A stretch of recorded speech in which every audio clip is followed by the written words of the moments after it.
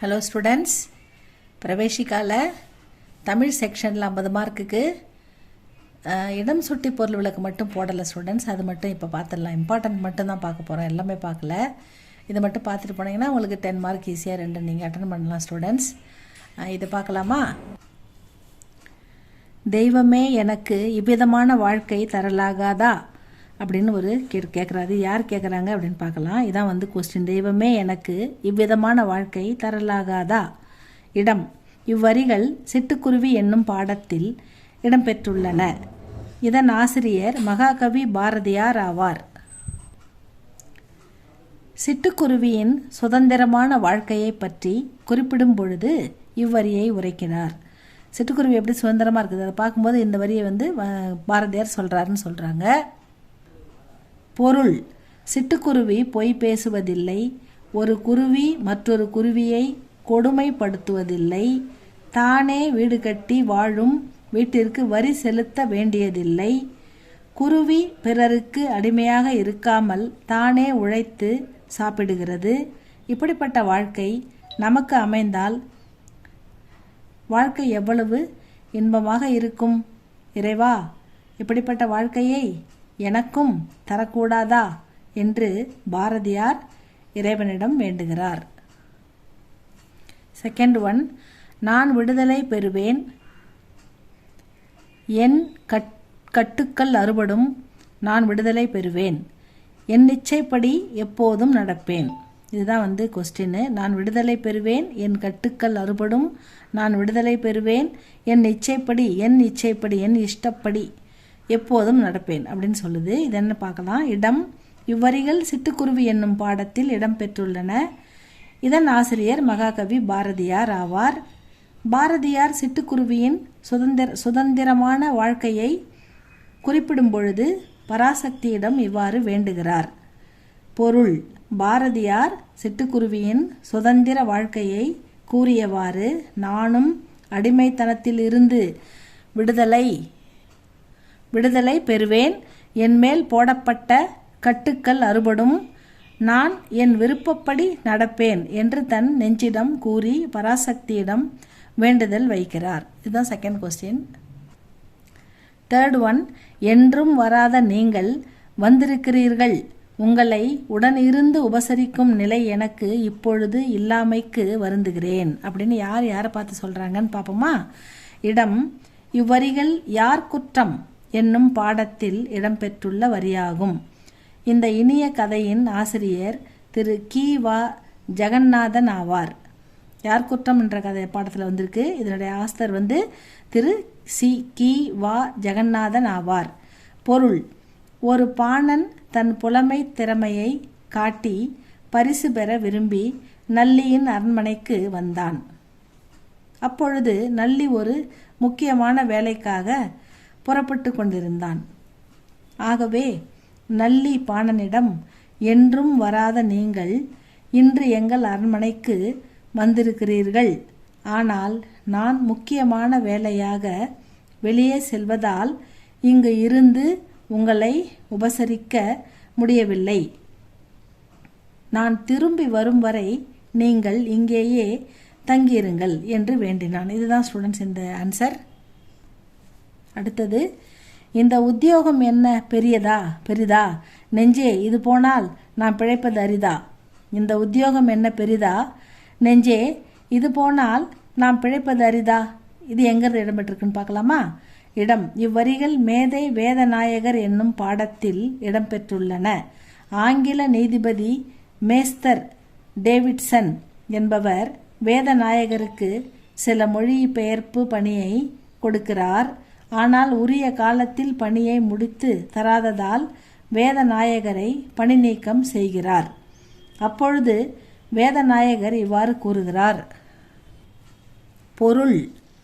பொருள்: வேதநாயகர் தன்னை நீதிபதி பணி நீக்கம் செய்ததால் மனம் கலங்கவில்லை.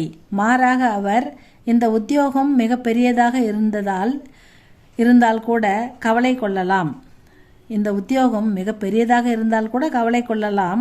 ஆனால் இது அப்படி ஒன்றும் பெரிய வேலை கிடையாது. நெஞ்சே, இவ்வேலை போனால் நாம் வாழவே முடியாது என்பதில்லை. இந்த வேலை இல்லாவிட்டால் வேறு வேலை செய்து பிழைத்து கொள்ளலாம் என்கிறார். அடுத்தது, நான் ஊர் வந்து சேர்ந்த பின்னரும் என் உள்ளம் இன்னும் இங்கு வந்து சேரவில்லை. நான் ஊர் வந்து சேர்ந்த பின்னரும் என் உள்ளம் இன்னும், அவன் எங்கே போனானோ அங்கேயே அந்த உள்ளம் இருக்குது, இங்கே வந்து இன்னும் சேரலை, இன்னும் இங்கு வந்து சேரவில்லை. இதை பார்க்கலாமா? இடம்.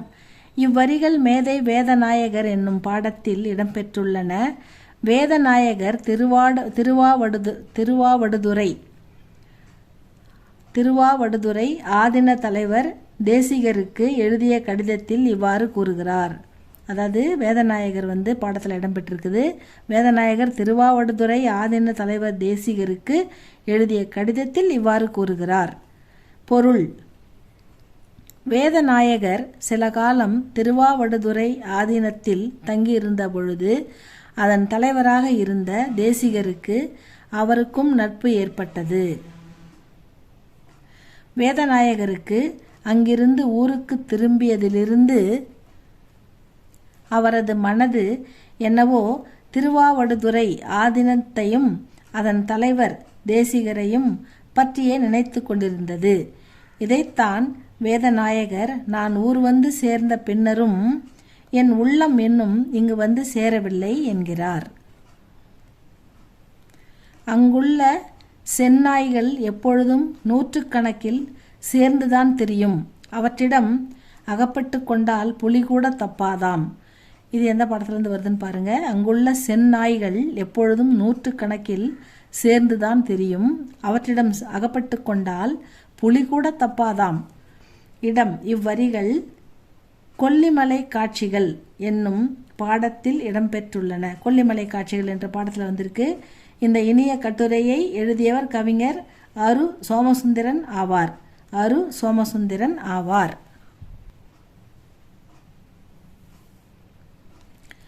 ஆசிரியர் கொல்லிமலையில் வாழும் மிருகங்கள் பற்றி குறிப்பிடும்போது இவ்வாறு கூறுகிறார். பொருள். கொல்லிமலையில் புலி, கரடி, நரி, செந்நாய், குரங்கு போன்ற பல மிருகங்கள் உலவுகின்றன. ஆனால் அங்கு செந்நாய்கள் எப்பொழுதும் ஒன்று சேர்ந்து கூட்டமாக திரியும். அப்படி ஒன்றாக திரியும் செந்நாய்களிடம் அகப்பட்டு கொண்டால் புலி கூட தப்பிக்க முடியாதாம். இவ்வளவுதான் ஸ்டூடெண்ட்ஸ். இது அடுத்தது 7வது. இறைவனாவது இறந்து போவதாவது என்று கேட்க வேண்டும் போல் இருக்கின்றதல்லவா. இது 7வது. இறைவனாவது இறந்து போவதாவது என்று கேட்க வேண்டும் போல் இருக்கிறதல்லவா. இது எதில் வந்திருக்குன்னு பாருங்க. இடம். இவ்வரிகள் பந்து பிறந்த கதை என்னும் பாடத்தில் இடம்பெற்றுள்ளன. இதன் ஆசிரியர் எஸ். நவராஜ் செல்லையா ஆவார். பந்தின் பிறப்பை பற்றி எகிப்தில் ஒரு கதை சொல்லப்படுகிறது. அக்கதையை விளக்கும் பொழுது ஆசிரியர் இவ்வரியை கூறுகிறார். பொருள். எகிப்தில் வசந்த காலம் வந்ததும் மக்கள் வசந்த விழா கொண்டாடுவார்கள். இறந்து போன இறைவன் மீண்டும் உயிர் பெற்று எழுகிறான் என்ற நம்பிக்கையில் கொண்டாடப்படும் விழா இது. இது எகிப்தியர்கள் சம்பிரதாயம். ஆனால் நாம் இறைவன் எங்கும் நிறைந்திருக்கிறான், எல்லாம் வல்லவன், ஆதியும் அந்தமும் இல்லாதவன் என்ற எண்ணம் கொண்டவர்கள்.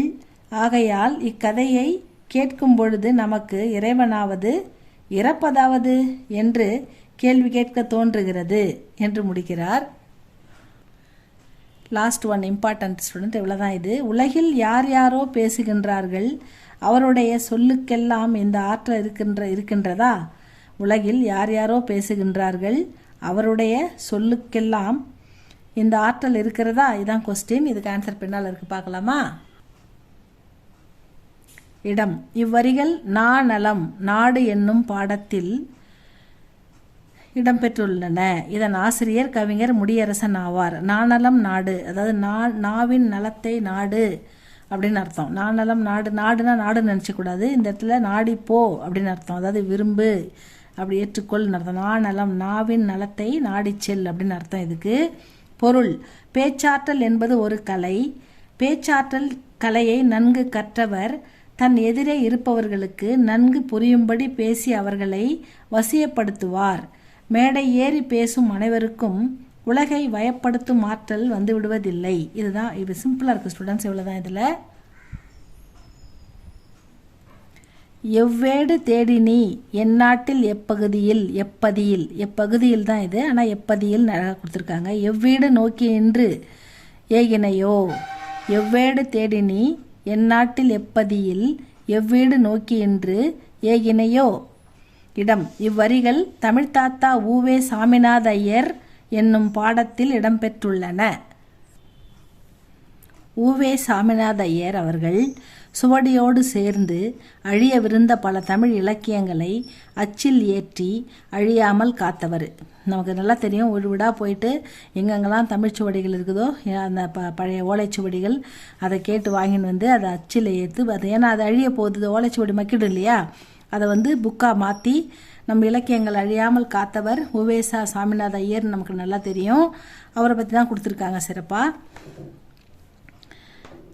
அவர் மறைந்த போது அவர் வந்து இந்த மாதிரி கடைசி நேரத்தில் நிறைய இலக்கியங்கள் எல்லாம் அச்சில் ஏற்றிட்டு இருக்கும்போது அவர் வயதாயிரத்து இல்லையா, அவர் இறந்துட்டார். அப்போ இறக்கும்போது கவிமணி தேசிக விநாயகம் பிள்ளை ஒரு இரங்கல்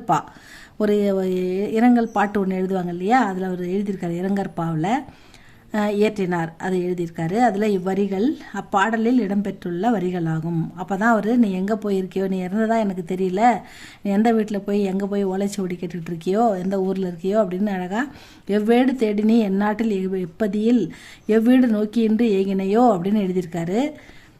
பொருள். உவேசா அவர்கள் தினமும் ஒரு வீடு வீடாக சென்று ஓலைச்சுவடிகளை தேடி வந்தார்.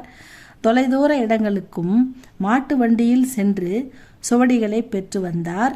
அவர் தினமும் எந்த ஊரில் எந்த வீட்டில் இருப்பார் என்று அவருக்கே தெரியாது. இப்படி பல நூல்களை பதிப்பித்த பின் ஏன்னா பதிப்பில் அச்சடிக்கிறார், புத்தகமாக அதை மாத்துறாரு. அப்படி செய்த பிறகு அவர் மறைந்து போனார். அவர் ஒரு நாள் இறந்துட்டார். அப்பொழுது தேசிக விநாயகம் பிள்ளை அவர்கள் இயற்றிய இரங்கற்பாவில், அந்த இரங்கல் எழுதுவோம் இல்லையா, இரங்கல் பா ஒன்று அழகாக எழுதுவாங்க இல்லையா, அதில் வந்து அவர் உவேசா அவர்கள் மறைந்து விட்டது போல் தெரியவில்லை என்றும் அவர் எப்பொழுதும் போல் ஏதோ ஒரு ஊரில் ஒரு வீட்டில் ஓலைச்சுவடி தேடி சென்று இருப்பதாகவே தோன்றுகிறது என்று இவ்வரிகளில் அவர் கூறுகிறார். இது ஒரு அற்புதமான பாடல். இவ்வளோ தான் ஸ்டூடெண்ட். இடம் சுட்டி பொருள் விளக்கு இவ்வளோ தான் உங்களுக்கு. இதில் எதெல்லாம் உங்களுக்கு 5 மார்க் ஈஸியாக கிடைக்கும். இதெல்லாம் சின்னதாக கூட நிறையா இருக்குது பாருங்கள். அதில் எது பிடிக்குதோ அதை படித்து வச்சுக்கோங்க. இது எல்லாமே இம்பார்ட்டண்ட். இதுலேருந்து கண்டிப்பாக உங்களுக்கு 10 மார்க் வந்துடும். படித்து எழுதுங்க ஸ்டூடெண்ட்ஸ். இது பிடிச்சிருந்தால் லைக் பண்ணுங்கள், ஷேர் பண்ணுங்கள், உங்களுக்கு கமெண்டில் சொல்லுங்கள், சப்ஸ்கிரைப் பண்ணுங்கள் ஸ்டூடெண்ட்ஸ். தேங்க்யூ ஃபார் வாட்சிங்.